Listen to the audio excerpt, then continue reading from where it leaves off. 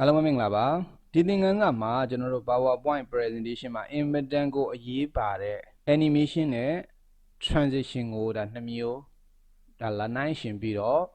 ပို့ချမှာဖြစ်ပါတယ်အဲ့တော့ကျွန်တော်တို့လိုချင်တဲ့ effect တစ်ခုတည်းကိုပဲတစ်မျိုးတည်းကိုပဲချင်းကပ်နေဒီလမ်းနှစ်မျိုးပေါ့နော်ပထမ animation နဲ့ချင်းကပ်မယ်ဒုတိယ transition ကိုအသုံးပြုပြီးတော့ချင်းကပ်မယ်เนาะအဲ့တော့ဒီနှစ်ခုနိုင်ရှင်ပြီးတော့ဖော်ပြမှာဖြစ်ပါတယ်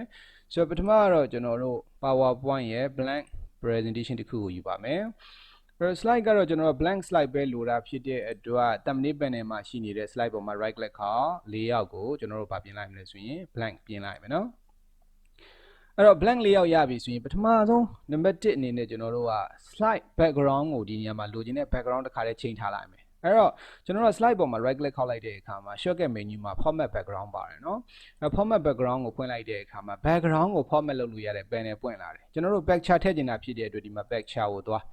နော် insert ကနေပြီးတော့ဝင်မိမိ set မှာရှိနေရင် from a file နဲ့သွား picture ကကျွန်တော် set မှာမရှိဘူးကျွန်တော်ကတော့ online picture တခုထည့်လိုက်မယ်နော် online picture လိုချင်တဲ့ category ကိုရိုက်ရှာလို့ရပါတယ်ဒီမှာတော့ကျွန်တော် the dark space ဆိုပါစို့စသဖြင့်လိုချင်တဲ့ category ကိုရိုက်ရှာ enter ခေါက်အဲ့တော့မိမိလိုတဲ့တခုခုရွေးပေါ့ဒီမှာဆိုကျွန်တော်တို့က background image တခုရွေးပြီးတော့ insert လို့ပြောလိုက်မယ်ဒါဆိုရင်ကျွန်တော်တို့ background ကပြီးသွားပြီတခုသိဖို့လိုတာကဒီအခုမြင်နေရတဲ့ background ကကြတော့ object တခုအနေနဲ့ slide ပေါ်မှာရှိမနေတော့ဘူး slide ရဲ့ background တွေကိုတခါတည်းပုံတည်ထည့်လိုက်တာเนาะအဲ့တော့ဒီတခုတော့သိဖို့လိုပါတယ်ဒါကဒုတိယအဆင့်ပေါ့တတိယအဆင့်အနေနဲ့ကျွန်တော်တို့လိုချင်တဲ့စာသားเนาะကျွန်တော်တို့ကဒီဥပမာမှာတော့ကျွန်တော်သင်တဲ့နာမည်ကိုထည့်လိုက်မယ်အဲ့လိုထည့်မယ်ဆို text box လိုတာဖြစ်တဲ့အတွက် insert ribbon ရဲ့ဟိုနောက်မှာ text group ရှိတယ်เนาะသူထဲမှာ text box ရှိတယ်တစ်ချက်ကလပ်ပြီးတော့ယူပါလိုချင်တဲ့ size ကို slide ပေါ်မှာဖိဆွဲပါအဲ့တော့ text box ကကြတော့အခြားမိမိလိုချင်တဲ့ font တွေကိုတခါတည်းပြင်လိုက်မယ်ဗျာမြင်အောင်ဆိုတော့ home ribbon ရဲ့ font ကိုဝင်ပြီးတော့ဆိုပါစို့area black ယူလိုက်မယ် font ကကြတော့เนาะ font size ကို50လောက်ထားလိုက်မယ်ဒီမှာအဲ့တော့ font color ကိုလည်းမြင်သာတဲ့ color white color တခါတည်းပြင်ပြီးတော့ alignment ကိုကျွန်တော်တို့ကเนาะအဲ့တော့ center line တခါတည်းထားခဲ့လိုက်လို့ရတယ်ဒါလိုတာတွေပြင်လိုက်တာပြီးတော့မှမိမိလိုချင်တဲ့စာသားရိုက်တဲ့ဒီမှာတော့ office solution expert ပေါ့Okay အဲ့တော့ကျွန်တော်တို့အခြားပြင်ဖို့လိုတာတွေရှိသေးတယ်ဆိုလဲ text box ကို selection မှတ်ပြီးတော့ဆိုပါတော့ font style တွေပြင်လို့သေးရင်ကျွန်တော် font ရဲ့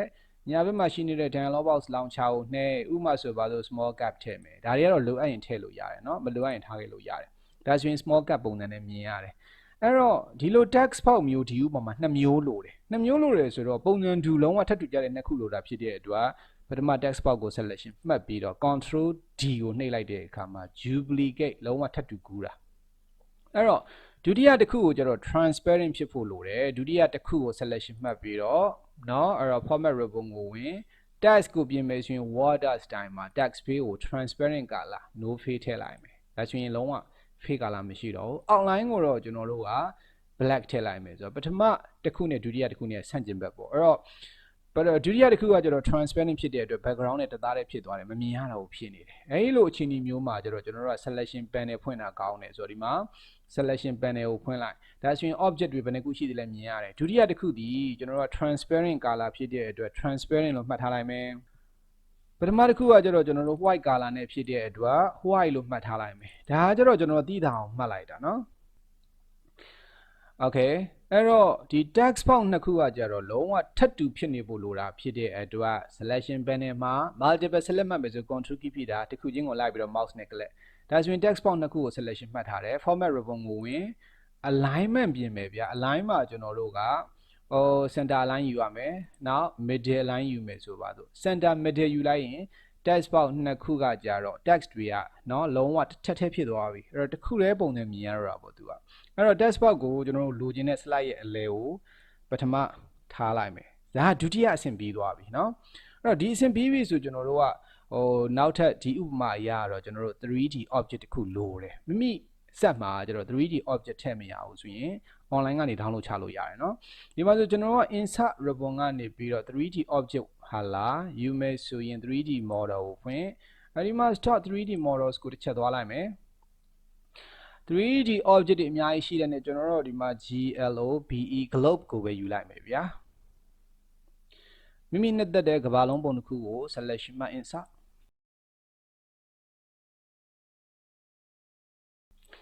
Okay ဒါဆိုရင်ကျွန်တော်တို့ကဒါ 3D object တစ်ခုဒီမှာတော့ကဘာလုံးကြီးပေါ့လေเนาะကဘာလုံးကိုလည်းလိုတဲ့ပုံကျွန်တော်တို့ကဒါ size တွေပြင်လို့ရတယ်လို့เนาะအဲ့တော့လိုလှည့်လို့ပတ်လို့ရတယ်ပေါ့သူက 3D object ဖြစ်တဲ့အတွက်အဲ့တော့ဒီမှာကျွန်တော်တို့ကဟာလာပထမတော့ animation နဲ့သွားမှာဖြစ်တဲ့အတွက် animation ထည့်ရမယ်เนาะအဲ့တော့ဒီနောက်မှမြင်နေရတဲ့ text ကိုကျွန်တော်တို့ကကဘာလုံးကြီးရဲ့ဖြတ်သွားတဲ့ပုံဘယ်ကနေညာကိုဖြတ်သွားတဲ့ပုံလိုချင်တာဖြစ်တဲ့အတွက် slide ကိုအနည်းငယ်သေးလိုက်မယ်ကျွန်တော်တို့ control key ဖိတာ mouse button ကိုနောက်ကိုဆွဲတဲ့အခါမှာဒါ slide ကိုအနည်းငယ်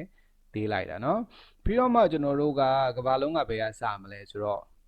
ဟိုးကျွန်တော်တို့ရဲ့ဒီဘယ်အစွန်းကစလိုချင်တဲ့နေရာမှာထားเนาะပြီးတော့မှကျွန်တော်တို့က motion သူ့ကိုရွေလျာ animation motion ပတ်ထည့်မယ်ဆိုကဘာလုံးကို selection မှတ်ထားတယ် animation ကိုဝင် animation drop down ကိုဖွင့်ပါဟိုအောင်မှာကျွန်တော်တို့က motion path ရှိပါတယ်เนาะအဲ့တော့ motion path ထဲမှာကျွန်တော်တို့က line animation ထည့်လိုက်မယ်အဲ့တော့တစ်ချက်ကလစ်လိုက်တာနဲ့ line animation ထည့်သွားပါတယ်အဲ့တော့ motion ကကြတော့ကျွန်တော်တို့ကသူက line ဆိုရင်သူကဒီအောက်တက်တွေကိုသွားနေတာเนาะအဲ့တော့ line မှာကကြတော့စမှတ်ကအစိမ်းအောင်နဲ့ပြထားတယ်ဆုံးမှတ်ကအနီအောင်နဲ့ပြထားတယ်အဲ့တော့အနီအောင် line ကိုကျွန်တော်တို့ mouse နဲ့ဖိဆွဲပြီးတော့အောက်ကိုမသွားနဲ့ဟိုညာဘက်အပေါ်လောက်ကိုသွားလိုက်เนาะအဲ့တော့လိုပြင်လို့ရတယ်ဒီလိုပြောတာအဲ့တော့ညာဘက်အပေါ်လောက်ကိုသွားပြီးတော့ဆုံးမှတ်ကိုချထားလိုက်တယ် preview ကြည့်ရင်လည်းဆိုရင်ဘယ်လိုမြင်ရမလဲဒီမှာ preview button animation ရဲ့ preview လေးကိုကြည့်လိုက်မယ်ဆိုပါတော့ဒါဆိုရင်ဒီလိုဖြတ်သွားတယ်ပေါ့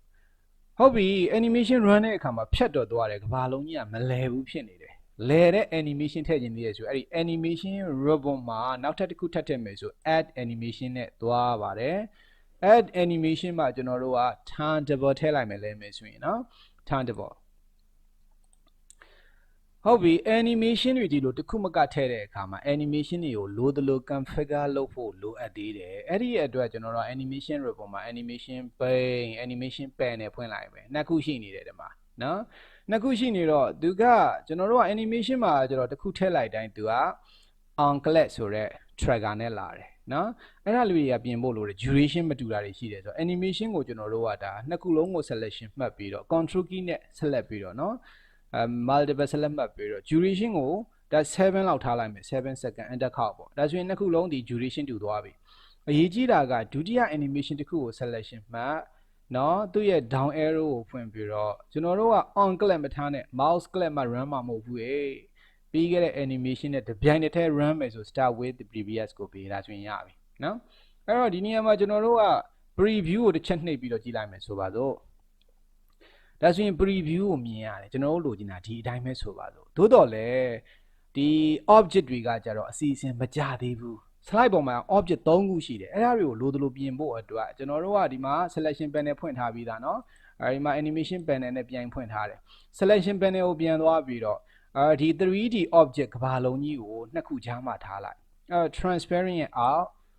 white ဟာလာဒါ text ရဲ့အပေါ်ဒီလိုဖြစ်ရမယ်เนาะအဲ့တော့မှကျွန်တော်တို့ကဖြတ်သွားတဲ့အခါမှာကျွန်တော်တို့ရေးထားတဲ့ Office Solution Expert ဆိုတဲ့စာသားကမြင်ရမယ်လိုသလို configure လုပ်ပြီးပြီဆိုရင် slideshow mode နဲ့ဝင်ကြည့်မယ်ဒီမှာ slideshow button ကိုနှိပ်သို့မဟုတ်ရင်လည်း keyboard က F5 ကိုနှိပ်လိုက်တဲ့အခါမှာ slideshow mode ကိုရောက်လာတယ်အဲ့တော့ next button ကိုနှိပ်မှ animation က run မယ်ဒီဥမာမှာကျွန်တော်တို့မြင်နေရတဲ့ Office Solution Expert ဆိုတဲ့စာသားဒီเนาะသူကကြတော့နှစ်ထပ်ဆိုတာကိုမမေ့ပါနဲ့เนาะ transparent ကအပေါ်မှာရှိနေတယ်အခုမြင်နေရတဲ့ white ကကြတော့အောက်မှာကျင်နေခဲ့မယ်သူကเนาะကဘာလုံးဖြတ်တဲ့အခါမှာလေဆိုတော့ဒီမှာ next button ကိုတစ်ချက်နှိပ်မယ်ဆိုပါတော့ဒါဆိုရင်သူကကျွန်တော်တို့ရဲ့ animation က run တယ်เนาะအဲ့တော့ကဘာလုံးဖြတ်သွားတဲ့အခါမှာ text နှစ်ခုကြားဖြတ်သွားတာဖြစ်တဲ့အတွက်เนาะကျွန်တော်တို့ကဟိုဖြတ်သွားတဲ့အချိန်မှာစာသားကိုလည်းမြင်ရတယ်ပေါ့ဒါ back ပြန်ဆုပ်ပြီးတော့နောက်ထပ်အဲ့ဒီလာတစ်ခုပြန် run ကြည့်မယ်ဆိုပါတော့เนาะကဘာလုံးကလဲနေတယ်ဟာလား okay စသဖြင့်အဲ့တော့ဆိုရင် escape ကိုနှိပ်ပြီးတော့ထွက်မယ်ဆိုပါတော့အဲ့တော့ဒါဟာကျတော့ကျွန်တော်တို့လိုချင်တဲ့ effect တစ်ခုကို animation တွေထည့်ပြီးတော့အလုပ်လုပ်ရတာအဲ့တော့ပြောမယ်ဆိုရင်တော့အနည်းငယ်လက်ဝင်တယ်ကျွမ်းကျင်မှုအဆင့်တစ်ခုလိုတယ်အဲ့တော့ဒီတစ်ခုကိုပဲเนาะဒီ effect ကိုပဲကျွန်တော်တို့ animation လုံးဝမသုံးမဲနဲ့ transition အခုနောက်ပိုင်းမှာဟာလာဒါသုံးနေကြတဲ့ morph transition ကိုအသုံးပြုလို့ရတယ်ဆိုတော့ morph transition ကိုသုံးမယ်ဆိုရင်လည်းအလားတူပဲဆိုတော့ကျွန်တော်တို့ကတော့ဒီမှာ thumbnail panel မှာရှိတဲ့ slide thumbnail ကိုတစ်ချက်လက်ပြီးတော့ control D နဲ့ duplicate ထပ်တူကူးလိုက်မယ်ဗျာဒုတိယတစ်ခုဒါလုံးဝထပ်တူ slide တစ်ခုရလာပြီဒုတိယတစ်ခုကို selection မှတ်ပြီးတော့ဒီနေရာမှာကျတော့ animation တွေဖြတ်ပြလိုက်တော့မယ်ဆိုတော့ animation panel ကိုဖွင့်ပြီးတော့ဒီမှာ animation တွေကိုကျွန်တော်တို့ကဒီမှာတစ်ခုချင်းစီကို remove နဲ့ဖြတ်လိုက်မယ်နော် animation တွေလုံးဝမရှိတော့တာသိကြတယ် okay အဲ့တော့ပထမဘယ်ကစမလဲဆိုတော့ကဘာလုံးကြီးကဘယ်ကစမယ်နော်သူ့ကိုကျွန်တော်တို့ကဒါဒုတိယတစ်ခုကိုဟလာ selection မှတ်ပြီးတော့ control D နဲ့ပြန်ပြီးတော့ဟလာဒါ thumbnail မှာ slide ကို copy ကူးလိုက်တဲ့အခါမှာပုံစံတူ slide နောက်ထပ်နှစ်ခုရခဲ့တယ်အဲ့တော့ကျွန်တော်တို့ဒီမှာကျတော့ဒီ slide 2နဲ့ 3D သူက animation လုံးဝမပါတော့ဘူးအဲ့တော့ slide 3မှာကျတော့ကဘာလုံးကြီးကဘယ်ဘက်ကိုရောက်သွားခြင်းလဲဟိုးကျွန်တော်တို့ကညာဘက်အပေါ်ကိုရောက်သွားခြင်းလားဆိုတော့ mouse နဲ့ဖိဆွဲလိုက်အောင်အဲ့ဒါကကျတော့เนาะလိုချင်တဲ့နေရာမှာထား mouse ကိုလှော့အဲ့တော့ဒုတိယ slide ကိုပြန်သွားပြီးတော့ကဘာလုံးရဲ့ position ကိုမိလို့တလို့ပြင်ဒီမှာတော့ position ကိုမပြင်တော့ဘဲနဲ့ဘယ်နေရာကစပြီးတော့လဲမလဲเนาะလဲလို့တဲ့ဟာလားမြင်လို့တဲ့နေရာစထားလို့ရတယ်တတိယ number 3ကိုပြန်သွားသူ့ကိုကျတော့ဘယ်နေရာမှာအဆုံးသတ်မလဲဆိုတာကျွန်တော်တို့ကဘာလုံးကလဲသွားနေတာဗျာလဲသွားနေတာဖြစ်တဲ့အတွက် 3D object ကတော့လိုသလိုလှည့်လို့ရတယ်စသဖြင့်ဒီလိုနေရာမှာအဆုံးသတ်မယ်ပေါ့နော်ဒါဆိုရင်ရပြီဘာ animation မှာမပါဘူး slide 2နဲ့3နဲ့အဲ့ဘာထည့်ဖို့လို့တလဲသူတို့ကိုကျတော့ transition ထည့်ဖို့လိုတာဖြစ်တဲ့အတွက် number 2ကို selection မှတ် control key ကိုဖိထား number 3နှစ်ခု selection မှတ်ထားတယ်2နဲ့3နဲ့ selection မှတ်ထားတယ်နော်အဲ့တော့ transition ribbon ကိုဝင်ပြီးတော့ကျွန်တော်တို့ကဒီမှာ morph transition ကိုတစ်ချက်နှိပ်ပါမယ်နော်ဒါဆိုရင် morph transition သူ2နဲ့3 slide 2နဲ့3နဲ့မှာ morph transition ဝင်သွားပြီ duration ပြင်ဖို့လိုတယ်ဟေး duration ကတော့2 second ဆိုအရင်နဲလွန်းတယ်ကျွန်တော်တို့က7 second လောက်ထားလိုက်မယ်အခြားဘာတစ်ခုမှမထည့်တော့ဘူးဒါဆိုရင်ရပြီဆိုတော့ဒီနေရာမှာကျွန်တော်တို့က animation လုံးဝထည့်မထားတဲ့ slide 2ကစပြီးတော့ run ကြည့်မယ်ဆိုတော့ slide 2ကိုတစ်ချက်နော်ကလစ်ထားပါပြီးတော့မှအလားဒါသူကစ run မယ်ပေါ့เนาะအစမစဘူးကျွန်တော်တို့ဆက်လက်မှတ်ထားတဲ့ slide ကစ run မယ်ဆိုရင် status bar ပေါ်က slide show button နဲ့တွားရင်လည်းရတယ်လို့ပဲ keyboard က shift key ကိုဖိထား F5 ကိုနှိပ်လိုက်ရင်လည်း active ဖြစ်နေတဲ့ slide ကစ run ပါတယ်เนาะဒီလိုသိရပါမယ်ဆိုတော့ transition အဖက်ဝင်လာတာဖြစ်တဲ့အတွက်ကျွန်တော်တို့ကဒီမှာဆိုရင် next button ကိုတစ်ချက်နှိပ်လိုက်မယ်ဆိုပါတော့ဒါဆိုကျွန်တော်တို့လိုချင်တဲ့အတိုင်းပဲသူက slide တစ်ခု2ကနေပြီးတော့3ကိုကူးသွားတာဒါเนาะslide 2မှာ object ကကြတော့ဟလာဒီဘယ်ဘက်မှာရှိခဲ့တယ်ဒါ next button ကိုပြန်နှိပ်လိုက်တာเนาะအဲ့တော့2ကနေပြီးတော့3ကိုကူးကျင်နေဆိုရင် next button ကိုနှိပ်လိုက်တဲ့အခါမှာဒါကျွန်တော်တို့ရဲ့ကဘာလုံးကเนาะအဲ့တော့ညာဘက် slide ကိုကူးသွားတဲ့သဘော